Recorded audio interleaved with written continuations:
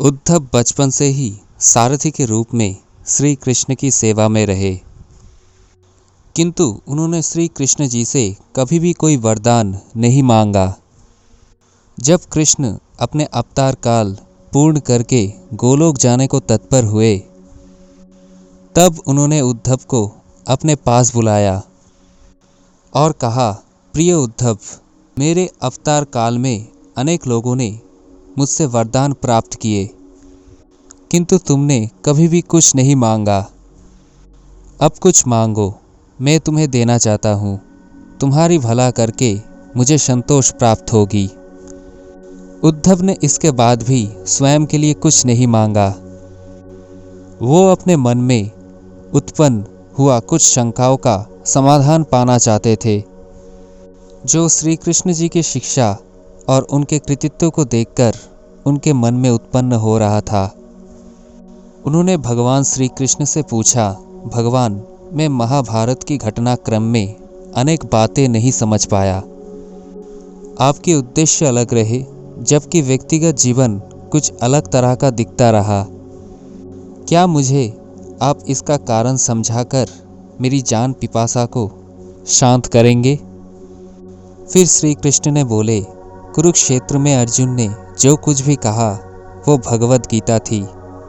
आज जो कुछ तुम जानना चाहते हो और उसका मैं तुम्हें जो उत्तर दूंगा वो उद्धव गीता की नाम से जाना जाएगा। इसी कारण मैंने तुम्हें ये अवसर दिया है। तुम्हें जो पूछना है पूछो। फिर उद्धव ने पूछना शुरू किया, हे कृष्ण, सबसे पहले मुझे ये बताओ कि सच्चा मित्र कौन होता है? कृष्ण ने कहा, सच्चा मित्र वो है जो मित्र की ज़रूरत पड़ने पर बिना मांगे मदद करे। फिर उद्धव ने बोला, हे कृष्ण, आप पांडवों की प्रिय मित्र थे।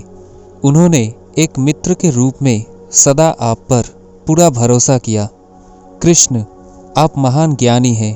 आप भूत, वर्तमान और भविष्य की ज्ञाता है, किंतु अपने सच्चे मित्र की जो परिभाषा दी है, क्या आपको नहीं लगता कि उस परिभाषा अनुसार आपने कार्य नहीं किया? आपने धर्मराज युधिष्ठिर को द्यूतकीरा जुआ खेलने से रोका क्यों नहीं? चलो ठीक है कि आपने उन्हें नहीं रोका, लेकिन आपने भाग्य को भी धर्मराज के पक्ष में नहीं मोड़ा। आप चाहते तो युधिष्ठिर जी को जिता सकते थे। आप कम से कम धन, राज्य और खुद को हारने की बात तो उन्हें रोक सकते थे। उसके बाद जब उन्होंने अपने भाई को दांव पर लगाना शुरू किया, तब तो आप सभा कक्ष में पहुंच सकते थे। आपने वो भी नहीं किया। उसके बाद दुर्योधन ने पांडवों को सदैव अपने किस्मत वाला बताते हुए द्रौपदी को दांव पर लगाने के लिए प्रेरित किया और जीतने पर हारा हुआ सब कुछ लौटा देने का लालच दिया। आप कम से कम तब तो हस्तक्षेप कर ही सकते थे। अपने दिव्य शक्ति की द्वारा आप पासे धर्मराज के अनुकूल कर सकते थे। उसके बदले आपने तब हस्तक्षेप किया जब द्रौपदी लगभग अपने शील खो रही थी। तब आपने द्रौपदी को वस्त्र देकर द्रौपदी की शील बचाने का दावा किया। लेकिन आप ये दावा भी कैसे कर सकते हैं? उसे एक आदमी घसीटकर सभा कक्ष में लाता है और सारे लोगों के सामने उसे निर्वस्त्र करने के लिए छोड़ देता है। एक महिला का शील क्या बचा? आपने क्या बचाया? अगर आपने संकट के समय में अपने की मदद नहीं की, तो आपको आवाद बांधव कैसे बोला जा सकता है? बताइए, अपने संकट के समय में मदद नहीं की तो क्या फ़ायदा? क्या यही धर्म है? प्रश्न को पूछते पूछते उद्धव की गला बैठ गया और आंखों से अश्रु निकल आए। ये अकेले उद्धव की प्रश्न नहीं है। महाभारत पढ़ते समय हर एक की मानव मस्तिष्क में ये प्रश्न उठता है। उद्धव ने हम लोगों के ओर से ही श्री कृष्ण से उक्त प्रश्न किए। भगवान श्री कृष्ण ने मुस्कुराते हुए, प्रिय उद्धव, ये सृष्टि का नियम है कि विवेकवान ही जीतता है। उस समय दुर्योधन के पास विवेक था, धर्मराज के पास नहीं। इसी कारण से धर्मराज पराजित हुए। उद्धव को हैरान और परेशान देखकर कृष्ण आगे बोले, दुर्योधन के पास जुआ खेलने के लिए पैसे और धन तो बहुत था, लेकिन उसे पासों का खेल खेलना नहीं आता था। इसलिए उसने अपने मामा शकुनी का द्यूतकीरा के लिए उपयोग किया। यही विवेक है।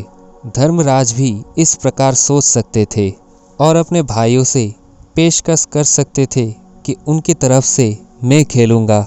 ज़रा विचार करो, अगर शकुनी और मैं खेलते तो कौन जीतता?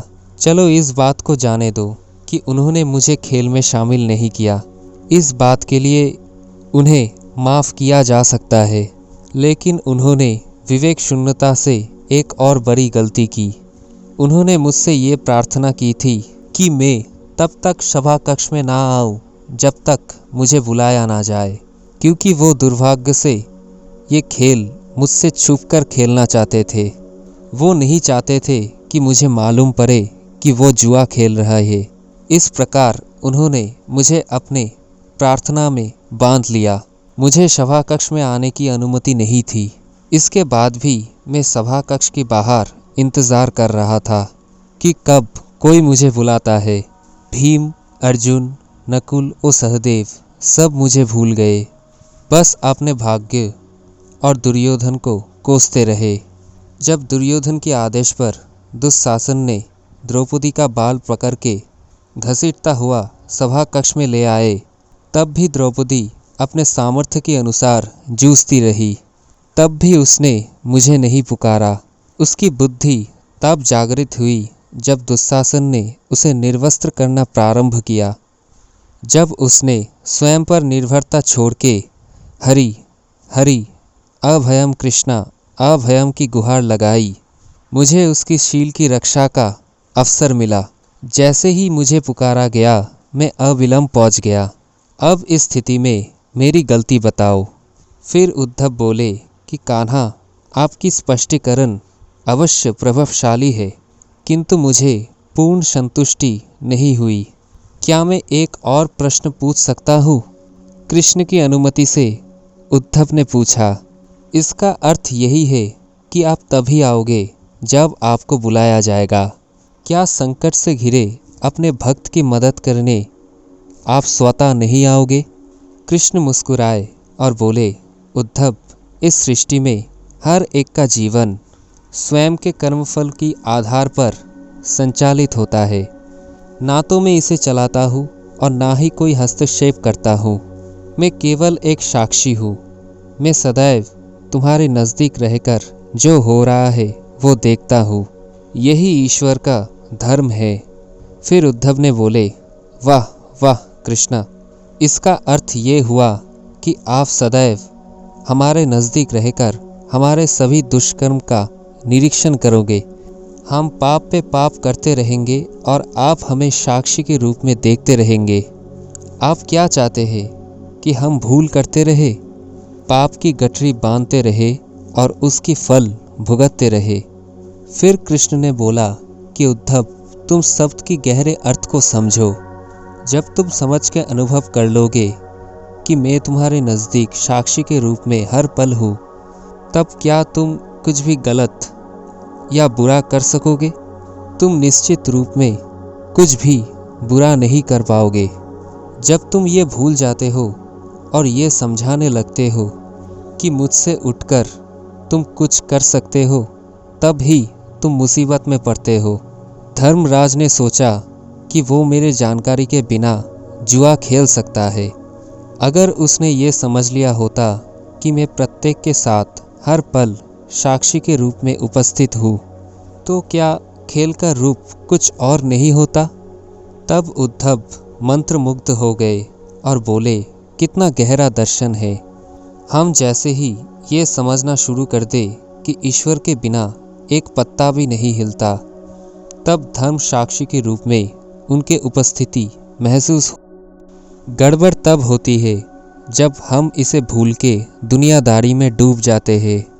संपूर्ण श्रीमद् भागवत गीता में श्री कृष्ण अर्जुन को इसी जीवन दर्शन का ज्ञान दिया है। सारथी का अर्थ है मार्गदर्शक। अर्जुन के सारथी बनकर श्री कृष्ण वस्तुतः अर्जुन के मार्गदर्शक थे। वो स्वयं युद्ध नहीं कर पा रहा था, लेकिन जब अर्जुन श्री कृष्ण को परम साक्षी के रूप में महसूस किया, तब अर्जुन ने परम आनंदमय चेतना की अनुभूति की।